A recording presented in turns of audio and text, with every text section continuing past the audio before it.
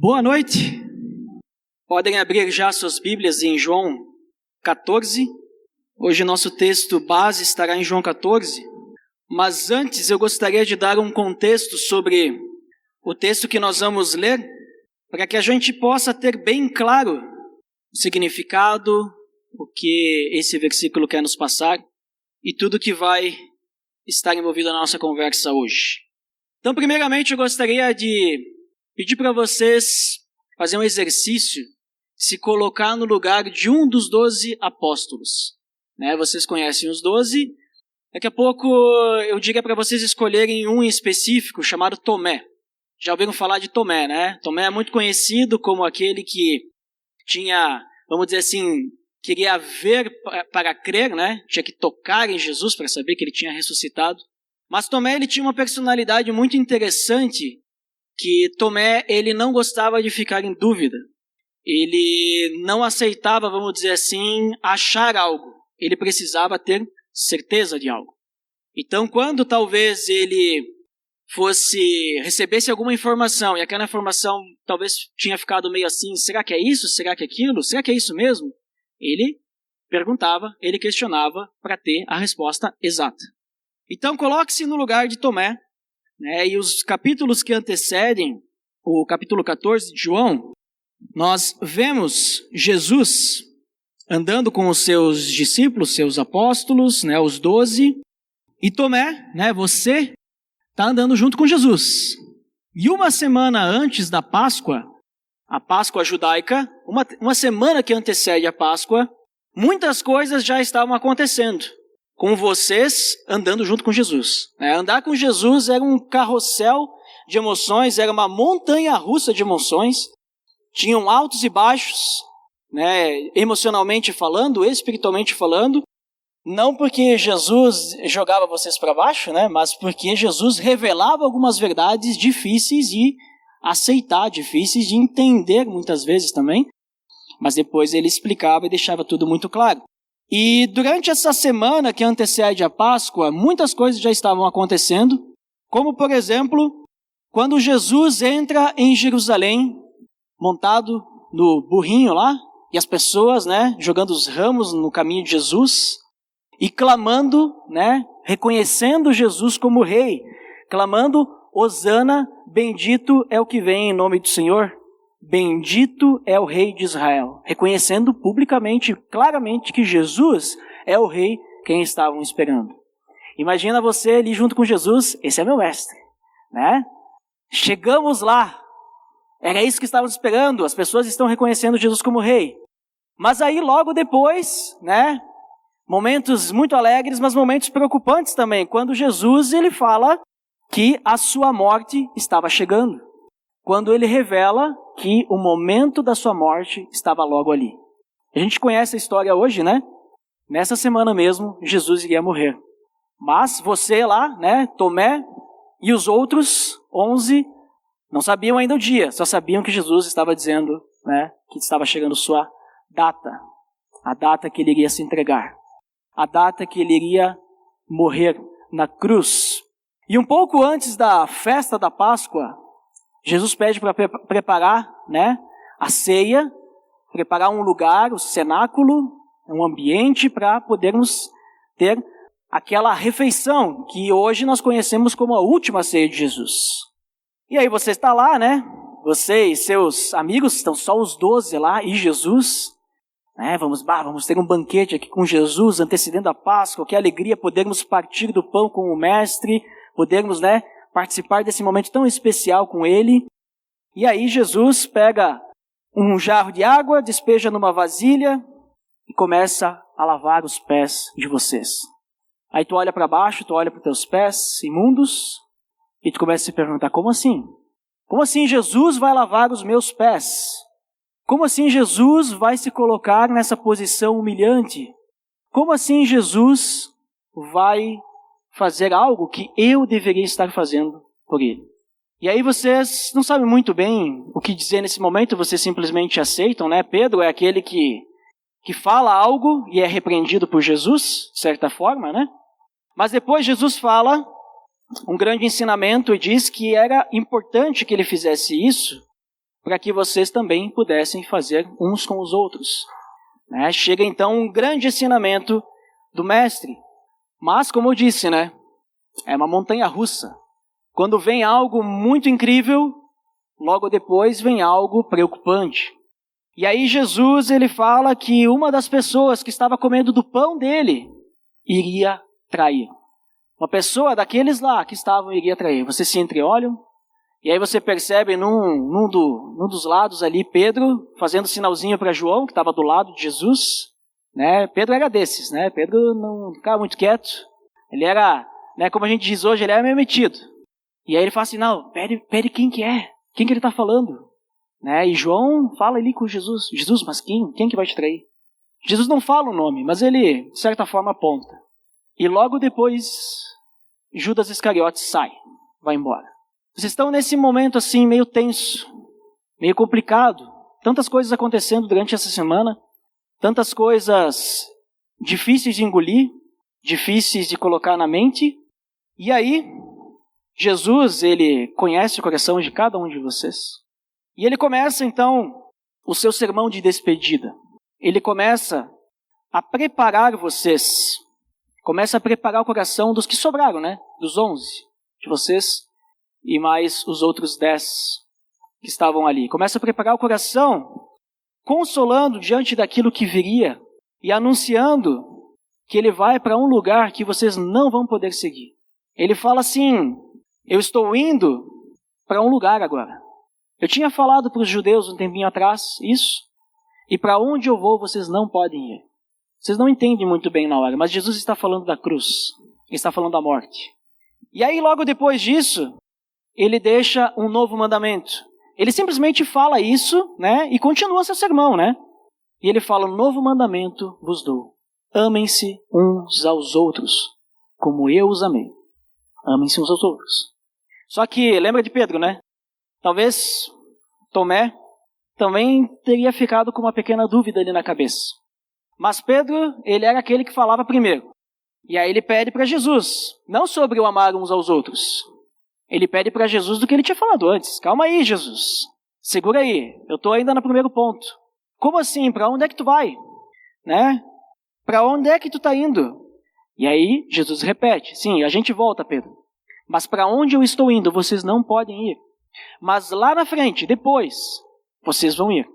A maioria dos discípulos depois acabou, a maioria não, praticamente todos, né? Acabaram morrendo por causa da sua fé.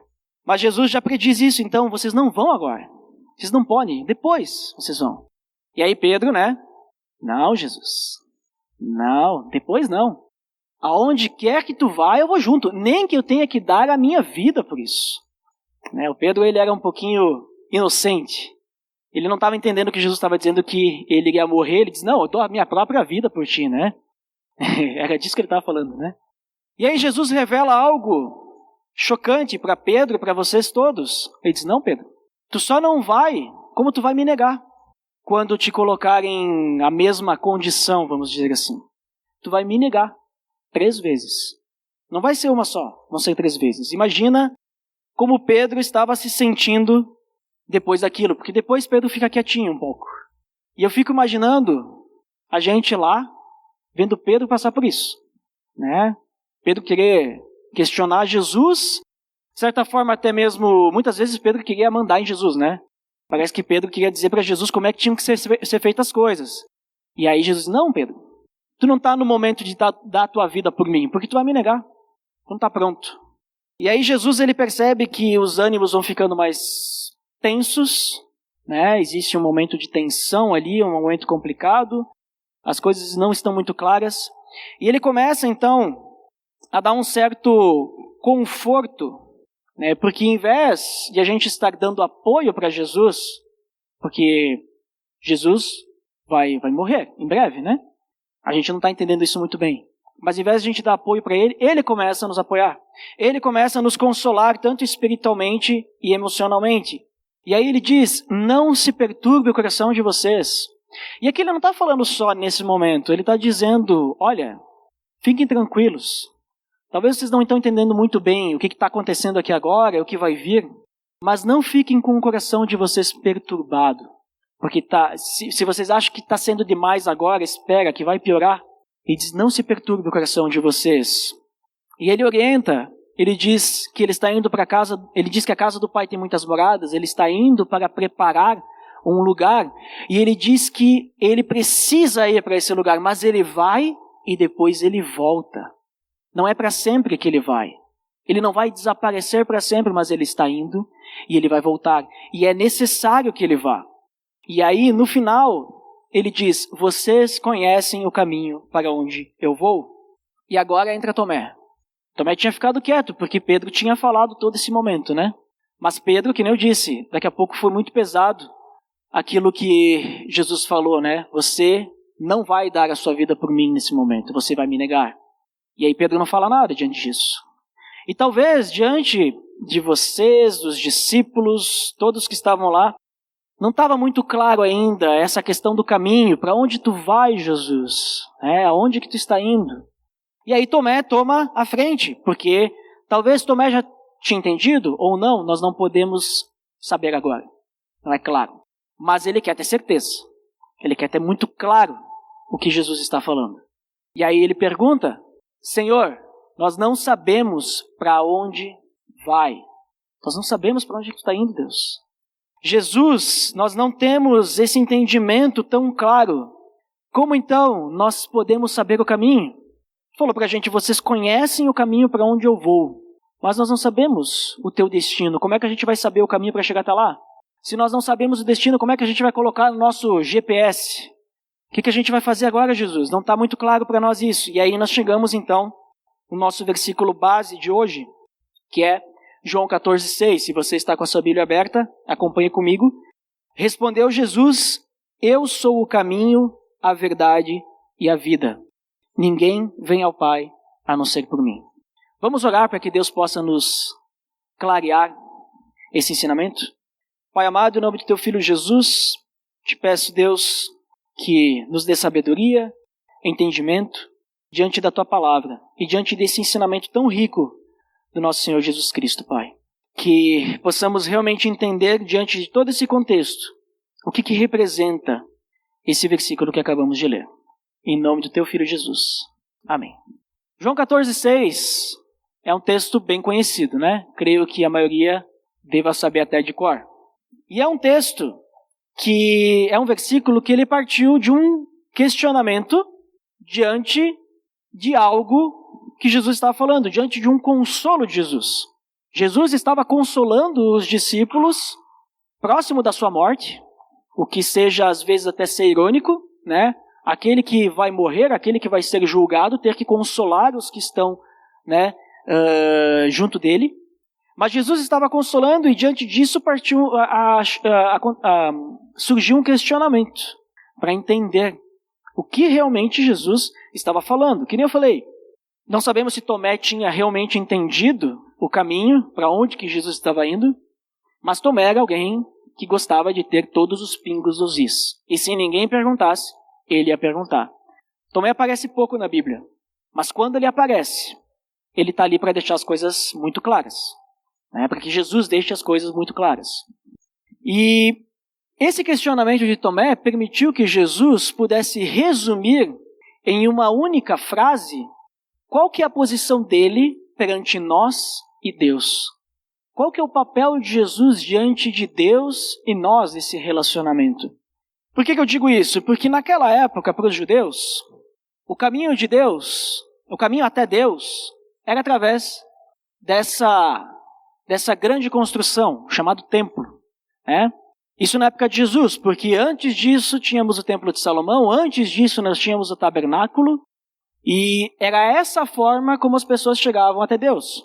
Era dessa forma, era através do templo, que as pessoas levavam as suas ofertas, as suas confissões dos pecados, chegavam até o sacerdote, para que o sacerdote, que só podia entrar no primeiro átrio do templo, no santo lugar, né, pudesse passar para o sumo sacerdote, que era o único que podia entrar na outra sala, que era dividida por um véu, o chamado lugar santíssimo, ou santo dos santos. Porque ali naquela sala, que tinha um grande véu, que separava, né, esses dois ambientes, estava a presença de Deus. E somente o sumo sacerdote podia entrar ali. Apenas uma pessoa no mundo inteiro podia entrar naquele local. Menos na época de Jesus. Porque na época de Jesus existiam duas pessoas, né? Porque existia o sumo sacerdote dos judeus e existia o sumo sacerdote que os romanos levantaram porque eles queriam controlar os judeus. Então isso era contra a lei, né? Só um sumo sacerdote podia existir. Tinha que ser da linhagem de Arão. Mas então era dessa forma que acontecia. Ninguém chegava diretamente até Deus. O único que chegava de uma forma quase direta era o sumo sacerdote. Por que eu digo quase direta? Ali no lugar santíssimo estava a presença de Deus, mas como, vamos dizer assim, a presença de Deus era muito gloriosa, muito imensa, eles enchiam aquele lugarzinho ali dentro, ali, aquele quadrado, né? Que ali depois tinha dois espaços, como eu falei, separado pelo véu, mas eles enchiam aquilo ali de incenso, né? Para dar uma camuflada. Porque o sumo sacerdote ele tinha que se purificar antes de entrar, mas mesmo assim entrando lá purificado, porque se ele tivesse um resquício de pecado, ele morria diante da presença de Deus, mas mesmo assim ele não poderia, vamos dizer assim, aguentar toda a presença de Deus, então enchiam aquilo lá de incenso, né? Que era uma das formas, vamos dizer assim, de inibir um pouquinho isso, né? A gente lembra de Moisés que ficava diante da presença de Deus, né? Não ficava diretamente olhando para Deus, mas experimentava da sua glória, e quando descia do monte, ele estava com a sua face iluminada, que ele colocava um véu na frente, né? Para poder, vamos dizer assim, diminuir aquele brilho, né? Mas então era dessa forma, e naquela época tinha muitas distorções da lei, tinha muitas visões. Só que o acesso até Deus, indiferente das visões, das distorções, não era algo tão direto. Era algo que necessitava um mediador, necessitava um intermediário para chegar até lá, até Deus. E Jesus, ele vem nesse versículo respondendo então, para onde é que tu está indo, Jesus? Como é que a gente vai saber? A gente não conhece o caminho. Jesus diz, eu sou o caminho. Ele não fala, eu sou um caminho. Isso é importante. Ele fala, eu sou o caminho. E saber que Jesus é o caminho implica em muito em nossas vidas. Não parece, mas esse versículo, ele tem uma profundidade imensa para aplicar em nossas vidas. E eu vou trazer 3 perguntas que a gente responde ao saber que Jesus é o caminho. A primeira pergunta, muito simples, é qual é o caminho? Essa pergunta o próprio Jesus responde, né? Ele é o único caminho. Jesus é o único caminho. Simples, porque ele está falando, eu sou o caminho. Né? As palavras de Jesus. Vamos ler 1 Timóteo, capítulo 2, 1 ao 6. Hoje nós vamos ler diversos versículos, então prepare sua Bíblia, que nós vamos passear por ela. 1 Timóteo, capítulo 2, versículos 1 até o 6. O versículo conhecido aqui nosso é o versículo 5, mas nós vamos ler 1 até o 6, para entender bem. Antes de tudo, recomendo que se façam súplicas, orações, intercessões e ações de graças por todos os homens, pelos reis e por todos os que exercem autoridade, para que tenhamos uma vida tranquila e pacífica, com toda a piedade e dignidade. Isso é bom e agradável perante Deus, nosso Salvador, que deseja que todos os homens sejam salvos e cheguem ao conhecimento da verdade. Pois há um só Deus e um só mediador entre Deus e os homens, o homem Cristo Jesus, o qual se entregou a si mesmo como resgate por todos. Esse foi o testemunho dado em seu próprio tempo. Então apenas Cristo, só Ele, se entregou, como a gente vê no 6, o qual se entregou a si mesmo, só Ele se entregou e apenas Ele pode nos levar até Deus. É só Ele que é o caminho até Deus. Nós vemos que não há nenhum outro caminho, porque há um só Deus e um só mediador entre Deus e os homens, Cristo Jesus. Só Ele. Ele é o único que pode fazer essa mediação. Ele é o único intermediário. Nós sabemos, nós não podemos chegar diante da face de Deus por causa do nosso pecado. Deus ele não se mistura com o pecado. Mas essa relação que é impossibilitada por causa do pecado, ela é possível por causa de Jesus, porque ele é o mediador dessa relação. Avança um pouco mais. Hebreus capítulo 10, versículos 19 e 20. Ali na imagem nós temos um exemplo, uma simulação, né, do véu que dividia o santo lugar do lugar santíssimo, né? O santo lugar, que era essa parte anterior, que não era todo mundo que podia entrar ali também, e do lugar santíssimo, o santo dos santos, que era atrás daquele véu. Um véu enorme, uma grande cortina grossa. E esse véu, nós vamos ler aqui, que Jesus abriu o caminho através desse véu, porque esse véu, quando Jesus morreu na cruz, ele se rasgou de cima a baixo. Teve um grande terremoto naquele dia, e o véu se rasgou de cima a baixo. Então, Hebreus 10, 19 ao 20. Portanto, irmãos, temos plena confiança para entrar no Santo dos Santos pelo sangue de Jesus, por um novo e vivo caminho que ele nos abriu por meio do véu, isso é, do seu corpo. Então, nós temos plena confiança. Não há dúvida, nós não precisamos nos preocupar agora. Nós podemos entrar ali dentro agora. Não fisicamente, né? Senão a gente vai pensar que temos que ir até um templo que hoje não existe mais, não está mais construído, foi demolido, para poder chegar. Não. Mas simbolicamente, agora nós podemos entrar ali dentro, na presença de Deus. Nós podemos atravessar. Então temos plena confiança para entrar no Santo dos Santos, por quê? Através do que? Pelo sangue de Jesus, por um novo e vivo caminho. Ele preparou um caminho para nós podermos entrar nesse local, na presença de Deus.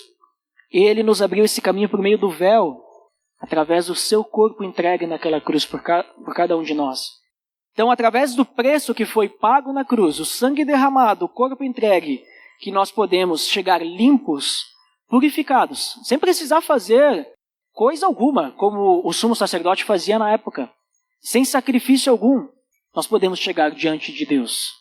Através de Jesus, o véu, aquele véu que separava nós da presença de Deus, ele foi rasgado. Ele já não separa mais. Agora nós temos livre acesso, porque Jesus é o nosso caminho até o Pai.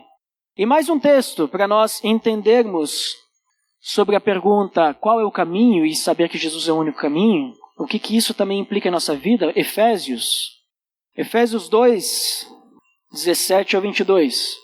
Versículo 17. Ele veio e anunciou a paz a vocês que estavam longe e paz aos que estavam perto. Pois por meio dele, tanto nós como vocês temos acesso ao Pai, por um só Espírito.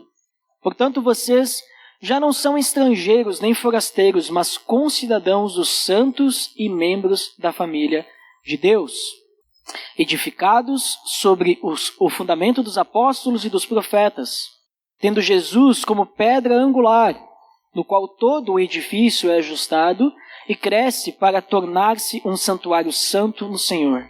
Nele vocês também estão sendo edificados juntos para se tornarem morada de Deus por seu Espírito. Todos nós podemos entrar. Todos nós somos iguais perante Deus. Não há ninguém maior, não há ninguém melhor. Todos nós temos acesso. E isso nos torna membros da família de Deus. É o que ele está falando aqui. Todos nós podemos fazer parte agora dessa edificação.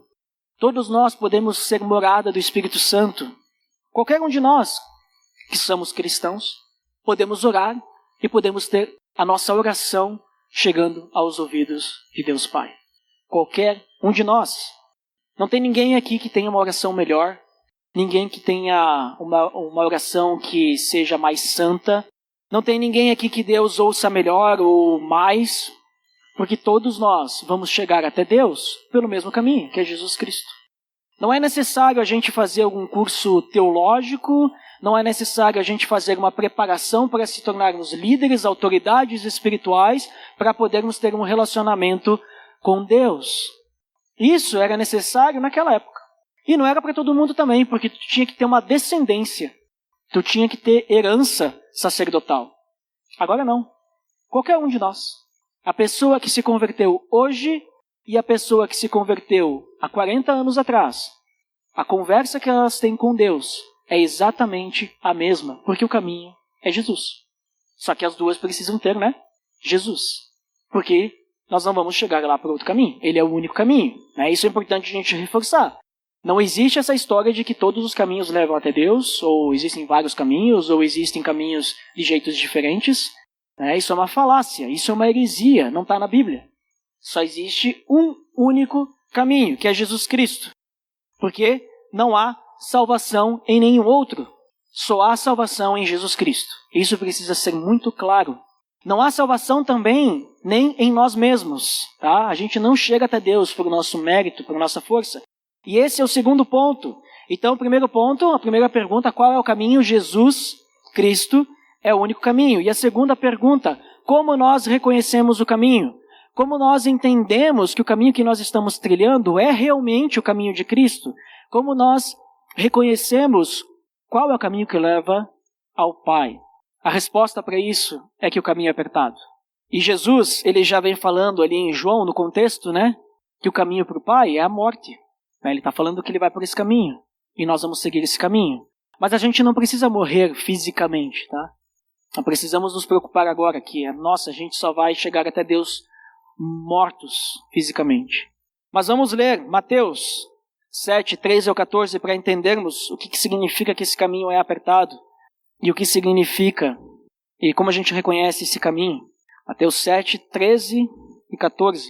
Quem acompanhou as mensagens sobre o Sermão do Monte, lembra que nós passamos ali uns 45 minutos, não lembro, só conversando sobre esses dois versículos. Né? Então, se alguém quiser relembrar, dá para escutar lá nos áudios gravados, né, da Aliança, tem no Spotify, na internet e tudo mais, dá para escutar sobre isso. Mas versículo 13 e versículo 14 de Mateus 7 dizem o seguinte: entrem pela porta estreita, pois larga é a porta e amplo o caminho que leva aonde? A perdição, e são muitos os que entram por ela.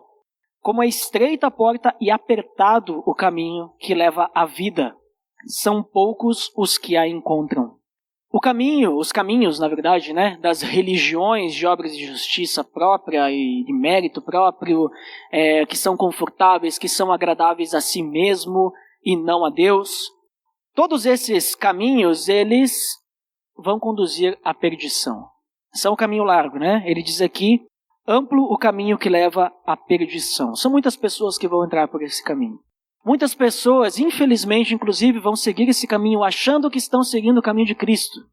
Essa é a coisa mais triste que eu vejo quando eu leio esse texto, eu relembro sobre esse texto, de saber que muitas pessoas acham que estão no caminho de Jesus, no caminho do Senhor, mas não estão. Porque esse caminho, que é pelo nosso próprio mérito, ele vai levar à perdição. Não vai conduzir para perto de Deus, vai conduzir para longe de Deus. O extremo oposto. Jesus, ele não é nenhum desses caminhos, na verdade. Jesus, o caminho que ele é o caminho que vai até Deus somente pela fé. Nele mesmo, inclusive, né? Em Cristo Jesus, na fé salvadora da cruz. E esse caminho de Jesus, ele é um caminho exigente. E é um caminho sem exceção. Sem exceção porque não tem como tu estar, trilhando o teu caminho que tu quer e no caminho de Jesus ao mesmo tempo. A gente não consegue, né? Ou a gente está num caminho ou a gente está em outro. Então não tem exceção. Não tem, mas o mas não existe para Deus. Ou tu estás comigo, ou tu não estás.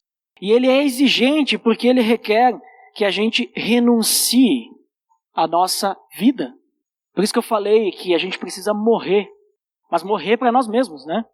Não morrer fisicamente, morrer, né, a nossa vontade. Nós precisamos renunciar, nós precisamos abandonar as nossas paixões pecaminosas, nós precisamos abandonar os nossos desejos da carne, precisamos abandonar a nossa própria vontade. E aí o que me sobra depois disso? Quando a gente está no caminho do Senhor, a gente vê o que sobra. Na verdade, não sobra nada, acrescenta. Porque quando a gente está com Cristo, as coisas são bem diferentes. Mas antes da gente entrar nesse caminho, a gente precisa renunciar. E como que a gente reconhece que a gente realmente está trilhando esse caminho, que a gente está andando nesse caminho? Uma forma muito simples a gente entender é nós observarmos quem que guia as nossas vontades. Quem que está conduzindo a nossa vida? Quem que nós estamos querendo agradar? Será que nós estamos querendo agradar com as nossas decisões a Deus? ou nós estamos querendo agradar a nós mesmos. Isso vai nos ajudar a entender, porque se a gente quer agradar a Deus, e a gente busca ao máximo fazer isso, e a gente realmente vive dessa forma, então, pode ficar tranquilo, está no caminho, que é Jesus Cristo. Agora, se nós muitas vezes tomamos decisões querendo agradar a nós mesmos, tomamos decisões no sentido, tem uma situação que eu tenho que tomar uma decisão. O certo é fazer, não estou pensando em nenhum exemplo agora, então o certo é fazer número 1, né? Só que ao fazer número 1 eu vou sair lesado. Eu não vou sair na vantagem, eu vou sair na desvantagem.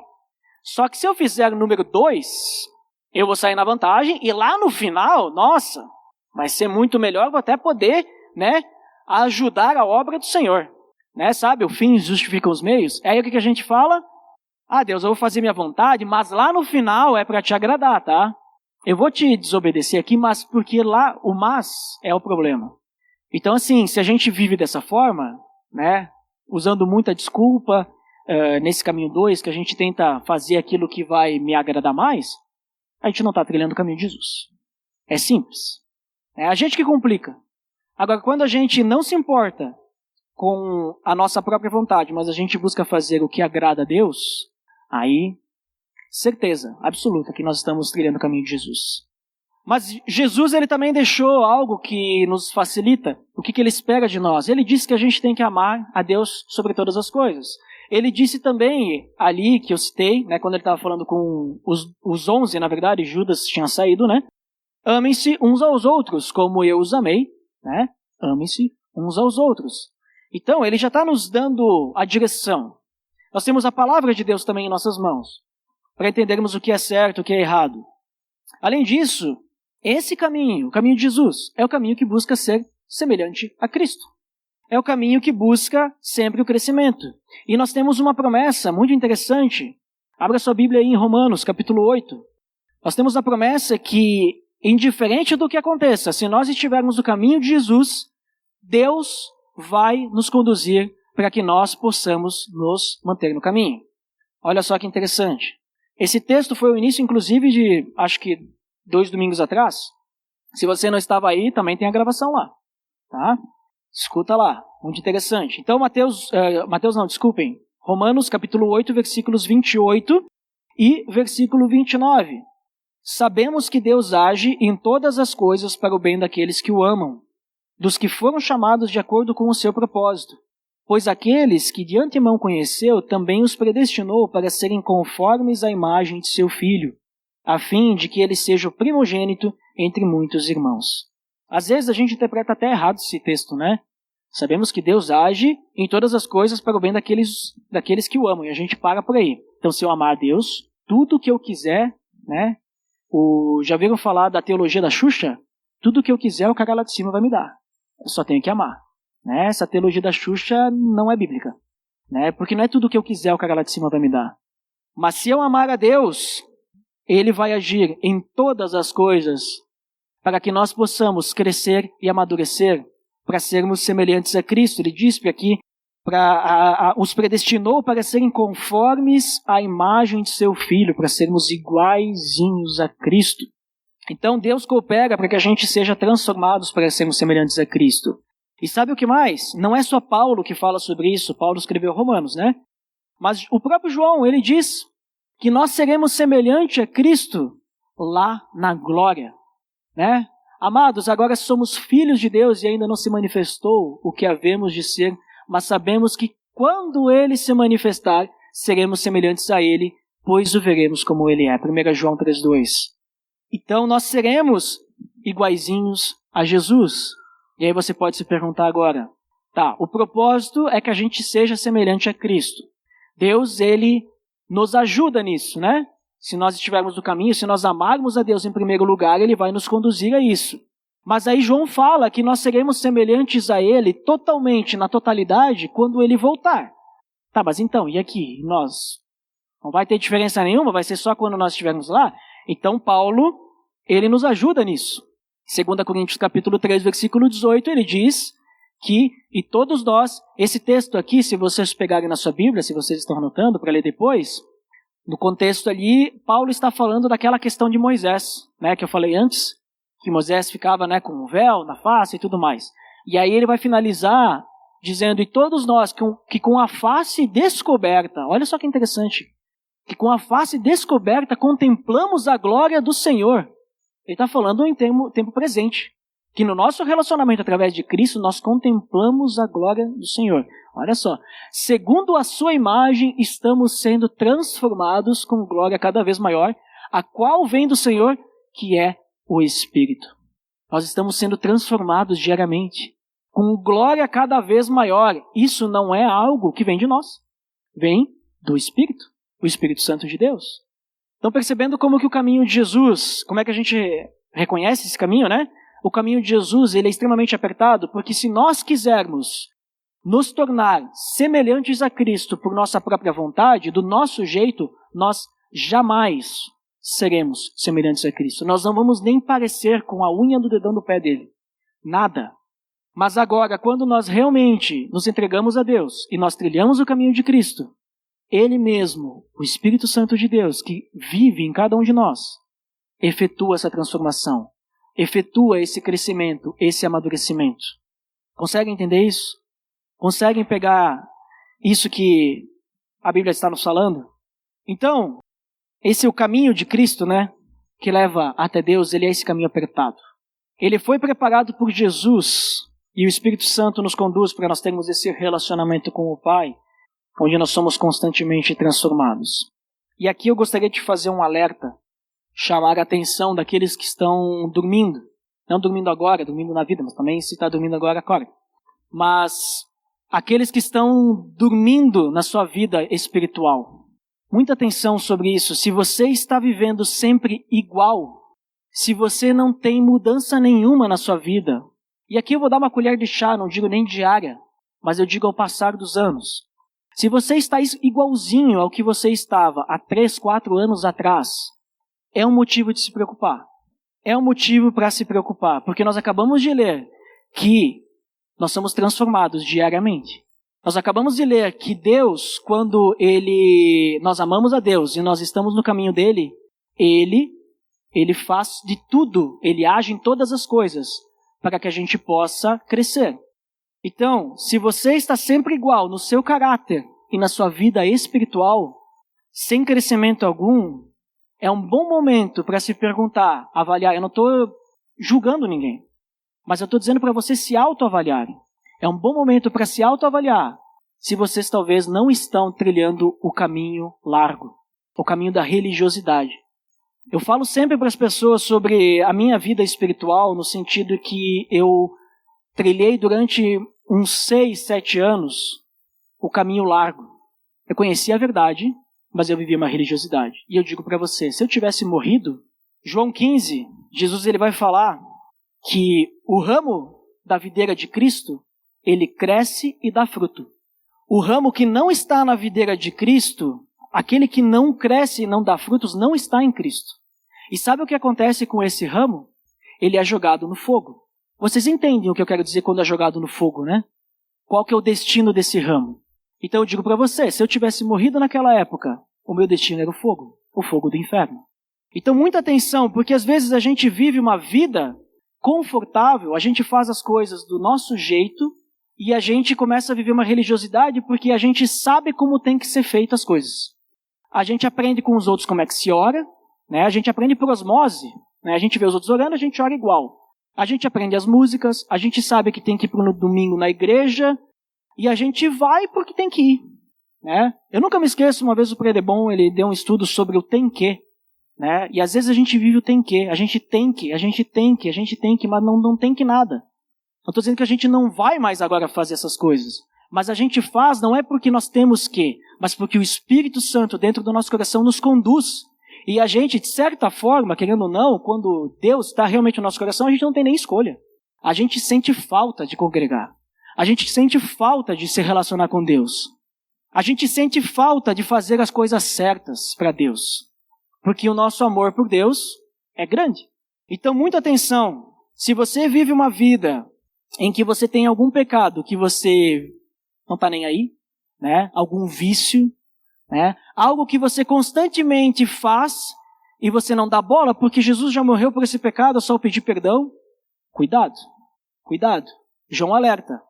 Aquele que vive no pecado não está em Deus. E viver no pecado é essa relação que nós temos quando a gente não se importa. O verdadeiro cristão se importa. O verdadeiro cristão, toda vez que ele peca, aquilo incomoda. Porque o pecado incomoda. O pecado não incomoda só a Deus. Incomoda também o Filho de Deus. E eu não estou falando de Jesus, estou falando de nós mesmos. Nós nos incomodamos quando nós pecamos. E aquilo incomoda, atrapalha o nosso relacionamento com o Pai. Então, se você não se incomoda com o seu pecado, se você continua fazendo, é um bom momento para se entregar. Eu faço essa chamada, para a gente refletir. Reflita. Não estou dizendo que todos nós estamos perfeitos, todos nós não estamos, todos nós estamos num caminho ou no outro, não estou dizendo isso. É individual. Cada um pode conhecer o seu próprio coração, ir a fundo e sempre há tempo para se arrepender. Hoje nós estamos recebendo uma nova chance. Talvez amanhã, se Jesus voltar amanhã, nós não teremos uma nova chance. Então hoje é a chance que nós temos para voltar para Deus e começar a trilhar esse caminho. Porque aqueles que trilham esse caminho, qual é a recompensa para eles? E agora vamos para uma parte boa também, porque senão a gente fica só a parte complicada. A recompensa é a vida eterna. A eternidade, não com qualquer um, mas com Deus Pai Todo-Poderoso. Jesus, Ele se entregou, Ele é esse caminho para que a gente pudesse ter a eternidade com o Pai também. Pudéssemos poder viver isso. E nós vimos, em Mateus 7, no 13 a 14, que nós lemos antes, que o caminho de Cristo, o caminho apertado, ele leva à vida. E claro, nós temos essa questão da vida, que nós morremos e nascemos de novo, e agora nós temos um relacionamento com o Pai, mas não só isso, mas também a vida eterna. Nós herdamos a vida eterna. Vamos ler juntos? Volta lá para João, capítulo 3. João 3, 14 e 16, vocês devem lembrar do 16, Mas vamos ler o 14 e o 15 também. 14. Da mesma forma como Moisés levantou a serpente no deserto, assim também é necessário que o Filho do Homem seja levantado. Aqui só um contexto, antes de continuar. Jesus está conversando com Nicodemos, aquele mestre da lei que, vamos dizer assim, abriu as portas para conversar com Jesus e ouvi-lo. E Jesus está falando sobre toda a sua obra. E aqui ele fala então sobre isso, da mesma forma como Moisés levantou a serpente no deserto, assim também é necessário que o Filho do Homem seja levantado. Jesus já está predizendo a sua morte na cruz, para que todo o que nele crer tenha a vida eterna. Porque Deus tanto amou o mundo que deu seu Filho unigênito, para que todo aquele crer não pereça, mas tenha a vida eterna. Então, Jesus, ele morreu para nós não perecermos, mas para nós termos essa vida eterna. E a vida eterna será cheia da glória de Deus. Eu digo sempre, quando eu falo sobre a glória de Deus, eu sempre digo assim que a gente não consegue nem imaginar. A gente não consegue nem imaginar o que vai ser a glória de Deus, porque a gente experimenta tão pouco aqui, nós somos tão limitados, que a gente não consegue nem imaginar. Mas o nosso último texto, Romanos, capítulo 5, versículos 1 e 2, nos mostra um pouquinho sobre o que nós já temos experimentado, inclusive, mas que nós nos gloriamos até mesmo na esperança da eternidade com o Pai. Olha só. Romanos 5, 1 e 2. Tendo sido, pois, justificados pela fé, temos paz com Deus, por nosso Senhor Jesus Cristo, por meio de quem obtivemos acesso pela fé a esta graça, na qual agora estamos firmes, e nos gloriamos na esperança da glória de Deus. Somos justificados pela fé em quem? Em Cristo Jesus. Temos paz com Deus por causa disso, porque antes nós vivíamos sobre a ira de Deus, em constante luta com Deus, de certa forma, Nós éramos inimigos de Deus até, de um certo jeito. Mas através de Cristo nós temos paz, Por nosso Senhor Jesus Cristo nós temos paz com Deus. E através dele também nós obtivemos acesso, através da fé, a esta graça, a qual é a graça de Deus que nos firma no seu caminho, no Evangelho. Não é firmado em qualquer coisa, mas simplesmente no fato de que nós não merecemos a salvação e Cristo morreu por cada um de nós. Isso é graça.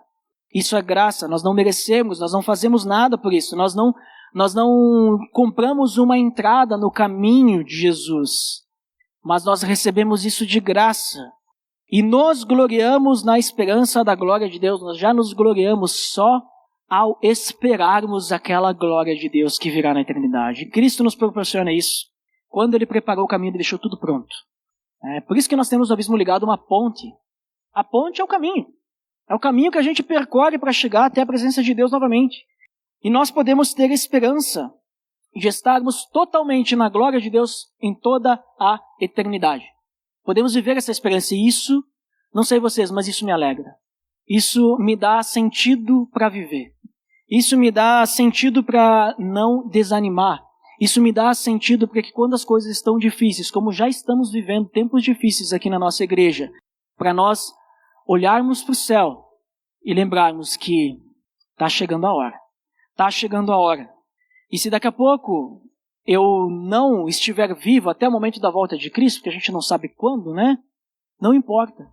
Eu tenho essa esperança que estarei na eternidade com o Pai. Então, para nós concluirmos, o fato de Jesus ser o caminho facilita muito a nossa vida, mesmo que o caminho seja apertado e mesmo que esse caminho requer entrega. Nós sabemos qual que é o caminho. Mesmo que ele seja difícil, nós sabemos qual é o caminho. Nós conseguimos reconhecer esse caminho. E nós temos essa esperança da recompensa que Deus nos prometeu. E saber que Jesus é o caminho também não nos deixa dúvida nenhuma. Não nos deixa nenhum questionamento. Isso fica muito claro para todos nós. E hoje nós conseguimos com clareza saber a resposta de Tomé e talvez de todos os outros que lá estavam naquele momento, os outros 10. Conseguimos saber com clareza a resposta da pergunta: mas Senhor, nós não sabemos para onde Tu está indo. Como que nós vamos saber o caminho? Agora nós sabemos.